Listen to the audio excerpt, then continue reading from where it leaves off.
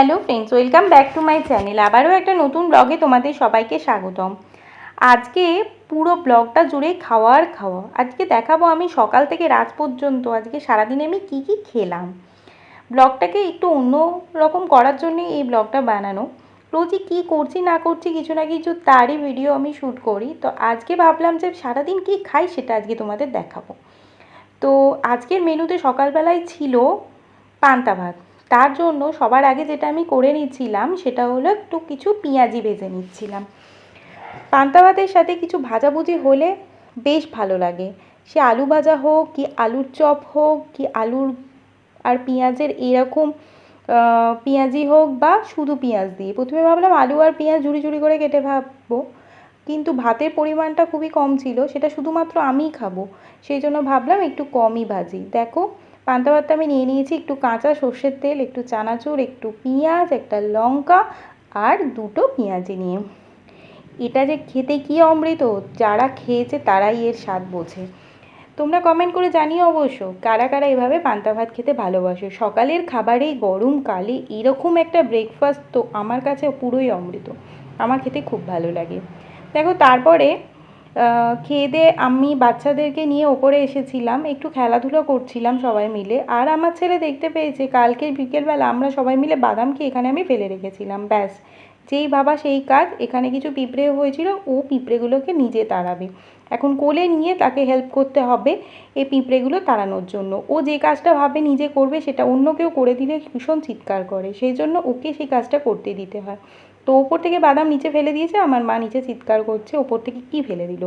এখন একজন কোলে উঠেছে তো আরেকজনকে তো কোলে উঠতেই হবে, সে কিছুই বুঝবে না, কিন্তু তাকে আমার মায়ের কোলে উঠতেই হবে।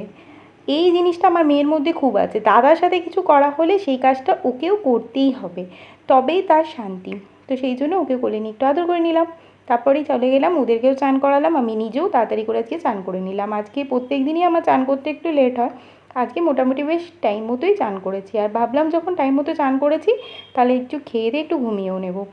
তো যেই ভাবা সেই কাজ, মায়ের বাজে তাড়াতাড়ি রান্না হয়ে গেছিলো, বাচ্চাদের খেতে দিয়ে দিয়েছিলাম। রান্না হয়েছিল ভাত, উচ্ছে দিয়ে মাছের তেল দিয়ে একটা তরকারি, আর পটল আলু আর মাছের একটা তরকারি। বাচ্চাদেরকে মা আর বাবা বুঝিয়ে বুঝিয়ে খাওয়াচ্ছে। তো আমি দেখলাম যে যখন ওরা খাওয়াচ্ছেই আমি ভাতটা খেয়ে নিই, যাতে এরপরে ওদেরকে শোয়াতে আমি একটু হেল্প করতে পারি, কারণ এরপর ওরা খাবে যখন তখন নইলে খুব বিরক্ত করবে। সেই জন্য আমিও আমার ভাতটা নিয়ে ঘরে চলে গেলাম। আমি সবসময় খাবারটা নিয়ে এই জায়গাটায় বসে খেতে খুব প্রেফার করি। আগা করে আমি বিয়ের আগেও এখানটা বসেই খেতাম, এখানে বসে বসে আমি টিভি দেখতাম আর খেতাম। ওই টিভি দেখার এইটুকুই আমার সময় ছিল, তো যখন আমি খেতে বসতাম। তো দেখো আজকে আমি মেনু যা যা হয়েছিল সবটাই খাচ্ছি, কারণ এই তেল পোটা দিয়ে উচ্ছের তরকারিটা খেতে আমার খুবই ভালো লাগে। আর বেশ মা ভালো রান্নাও করেছিল, আর পটল আলু আর মাছের তরকারি, সাধারণ লাঞ্চ। ভাগ করে নিলাম ভাতটা যাতে দুটো তরকারি মিশে না যায়। আর বাটি টাটি কিছুতে আমি নিয়ে নিই। প্রথম আগে আমি সব খাবার বাটিতে করে আলাদা আলাদা করে নিয়ে বসতাম, এখন আর এরকম কোনো অভ্যেস নেই, এক থালাতে খেয়ে অভ্যেস হয়ে গেছে। বিয়ের পর নিজে হাতে যখন বাসন মাজতে হতো তখনই বুঝে গেছিলাম এক থালায় খাওয়ার কী আনন্দ। সেই জন্য এখন সব সবজি যাই রান্না হোক না কেন একটা থালার মধ্যে আমি নিয়ে নেওয়ার চেষ্টা করি যাতে বাসনগুলো না নোংরা হয়। আর দেখো সন্ধেবেলা তারপরে এসেই চা বসিয়ে দিয়েছিলাম। আজকে একটু চাটা নিয়ে কেরামতি করতে গেছিলাম, প্রচুর ইন্টারনেটে ভাইরাল হয়েছিল এই চা পাতিটাকে পুড়িয়ে একটুখানি চিনি দিয়ে সেটাকে ক্যারামেলাইজড করে সেটা দিয়ে চা বানানো। আমি যথারীতি সেটা ট্রাই করতে গেছিলাম, কিন্তু একটা ছোট্ট ভুল করে ফেলেছিলাম, সেটা আমি স্টিলের এই সসপ্যানটাতে করতে বসিয়েছিলাম। এটা কেউ যখন ট্রাই করবে ইন্টারনেট দেখে সবাইকে বলবো অবশ্যই কোনো অ্যালুমিনিয়ামের জায়গায় বসিও, কারণ হচ্ছে স্টিলের জায়গাটা বড্ড তাড়াতাড়ি তেতে যায় তো, আর চা পাতাটা এতে পুড়ে যায়। আর সেই জন্যই আমার পোড়া চা পাতা দিয়ে যে চাটা হয়েছিল সেটা অত্যন্ত জঘন্য খেতে হয়েছিল, কিন্তু আমি তো তা বুঝছিলাম না। আমার মাকে চেরাই বোঝালাম এটা স্মোকি ফ্লেভার চা মা, এটা ক্যারামেলাইজ চা মা, আমি ইন্টারনেটে দেখেছি মা, আমি নতুন কিছু ট্রাই করেছি মা। তো মা আর কী করে, মেয়ের আবদারে চাটা সোনামুখ করে না খেলেও খেয়ে নিয়েছিল। কিন্তু মা যেহেতু লিকার চা খায়, মায়ের মুখে সত্যিই হয়তো তেতো লাগছিল, কারণ চিনিটাও পুড়িয়ে দিয়েছি, চায়ের পাতাটাও পুড়িয়ে দিয়েছি, তারপরে শুধু জল ঢেলে চাপটা ফুটিয়ে দিয়েছি, ব্যাস এতেই আমার মায়ের লাল চা হয়ে গেছিলো। কিন্তু এর সময় তো চায়ের পাতাটা পুড়ে যাওয়ার জন্য ফ্লেভারটা একদম বাজে লাগছিল। আমার চাটা তবুও পদস্থ হয়েছিল, কারণ আমি এরপর দুধ দিয়ে গুলে দুধ চা বানিয়েছিলাম। আর বাবা আজকে হরলিক্স খেয়েছিল, বাবাকে আর এই কষ্টটা করতে হয়নি। আমার এই বিভৎস বাজে চাটা খেয়ে আর কি আমাকে কিছু বলতে হয়নি। তবে আমার খুব একটা খারাপ লাগেনি জানেন তো। যেমন সবাই বলে না তন্দুরি চা খেতে ভালো, আমি শুধু সবাইকে বলি যে তন্দুরি চা মানে তো ধোঁয়া গন্ধওয়ালা চা হয়। আমি যতটুকু খেয়েছি আমার যতটা যেমন লেগেছে সেটা থেকেই বলবো।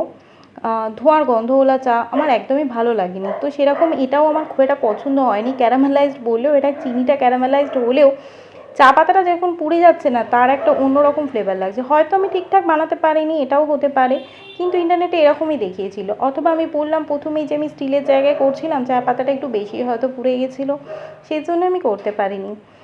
তো যাই হোক, মনটা একটু খারাপই হয়ে গেছিলো চাটা আর কি ঠিক মতো হয়নি বলে। কারণ আগে আমি চা তো সেভাবে খাই না, কোনো দিন খাই, আর যখন খাই আমি চাটা একদম চেষ্টা করি একদম খুব সুন্দর যাতে চাটা খেতে হয়, খুব দুর্ধর্ষ যাতে চাটা খেতে হয়, তাহলে আর কি বেশ মনটা ভালো হয়ে যায় আর কি। সারাদিনের পর এক কাপ চা খাচ্ছি, সবাই যেমন বলে আমিও বলতে পারি, এই ভেবে আর কি চাটা খাই। তো তো খারাপ লাগলো আর কি চাটা খেয়ে। যাই হোক, আমার চাটা হয়ে গেছে। আমার মায়ের জন্য আমি মোটামুটি ঢালবার জন্য ভাবছিলাম। আর এই দেখো এই ভুলটা আরও একটা করেছি, চাটা আর কি যেহেতু হয়েই গেছিলো, আমি শুধু এটাই যদি অবস্থাতে নামিয়ে দিতাম তাও একটা ব্যাপার হতো।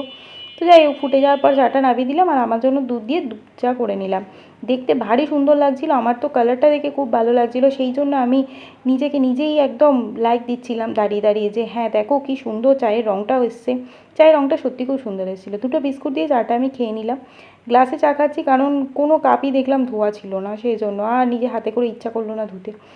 তো সেই জন্য গ্লাসে করেই চা নিয়ে বসে পড়লাম আর দুটো বিস্কিট তার সাথে নিয়েছিলাম। আর এদিকে দেখছিলাম আমার মা বসে বসে বাদাম খাচ্ছে, কালকে মেলাতলা থেকে গিয়ে বাদাম কিনে এনেছে। আর এই মেলাতলা বাদাম ভাজা খেতে সন্ধ্যেবেলা যে কী ভালো লাগে কী বলবো। তো সেখান থেকেও কিছু বাদামের জন্য আবদার করতে লাগলাম। ভাবছিলাম প্রথমে বাদাম খাবো না প্রথমে চা খাবো, তো ভাবতে ভাবতে আমি প্রথমে বিস্কুটটাই আগে খেয়ে নিলাম, তারপরে পজ দিয়ে কিছু বাদাম নিয়ে মায়ের কাছ থেকে বাদাম ছিলতে বসলাম। আর এই বাদামগুলো টাইম পাসের জন্য খুবই ভালো। তো বাদাম দিয়ে চা দিয়ে আজকে সন্ধ্যাটাও শেষ করলাম।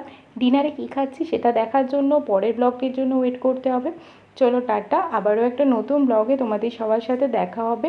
তোমরা এই চ্যানেলটাকে অনেক অনেক অনেক সাবস্ক্রাইব করো, অনেক লাইক করো, ভালো লাগলে অবশ্যই লাইক করো, কমেন্ট করো, নিচে ভালো মন্দ যার যা ইচ্ছা কমেন্ট করতে পারো।